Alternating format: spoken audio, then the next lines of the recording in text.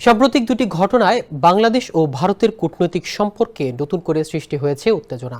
পিলখানা হত্যাকাণ্ডে ভারতের সম্ভাব্য সংশ্লিষ্টতা নিয়ে জনমনে ক্ষোভের মধ্যেই ইনকিলাব মঞ্চের আহ্বায়ক শরীফ ওসমান হাদিকে হত্যা চেষ্টার ঘটনায় অভিযুক্ত ফয়সালের ভারতে পালিয়ে যাওয়া পরিস্থিতিকে আরও ঘোলাটে করেছে। অনেকেই মনে করছেন ভারতে আশ্রয় নেওয়া পতিত আওয়ামী লীগ সরকারের নেতাদের পাশাপাশি দিল্লিরও পরোক্ষ ইন্ধন থাকতে পারে এ ঘটনায়। এই প্রেক্ষাপটে ইনকিলাব মঞ্চ ও জুলাই যোদ্ধাদের বিভিন্ন কর্মসূচিতে ভারত বিরোধী বক্তব্য জোরালো হচ্ছে। বুধবার জুলাই ঐক্য মোর্চার মার্চ টু ইন্ডিয়ার হাই কমিশন কর্মসূচিও সেই উত্তেজনারই বহিঃপ্রকাশ। স্যান্ডেলিনা সো, রূপচর্চায় আভিজাত্য। এমন পরিস্থিতিতে ঢাকা দিল্লির কূটনৈতিক সম্পর্ক তলানিতে গিয়ে ঠেকেছে।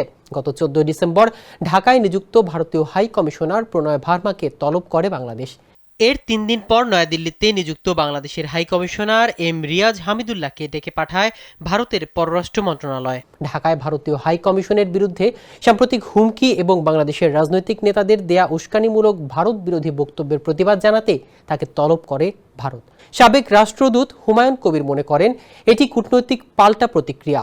তার মতে, হাদির ওপর হামলার আসামি ভারতে আশ্রয় নিলে ঢাকায় অপরাধী প্রত্যর্পণের অনুরোধ জানাতেই পারে। তবে দুই পক্ষের অসংযত বক্তব্য পরিস্থিতিকে স্পর্শকাতর করছে। পররাষ্ট্র উপদেষ্টা তৌহিদ হোসেন স্পষ্ট করেছেন, বাংলাদেশের নির্বাচন নিয়ে প্রতিবেশীদের উপদেশের প্রয়োজন নেই।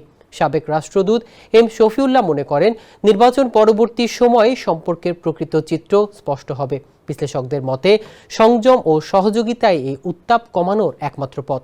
সীমান্ত নিরাপত্তা জোরদার করা না গেলে ভবিষ্যতেও অপরাধীরা পালানোর সুযোগ পাবে বলে সতর্ক করেছেন নিরাপত্তা বিশ্লেষকরা।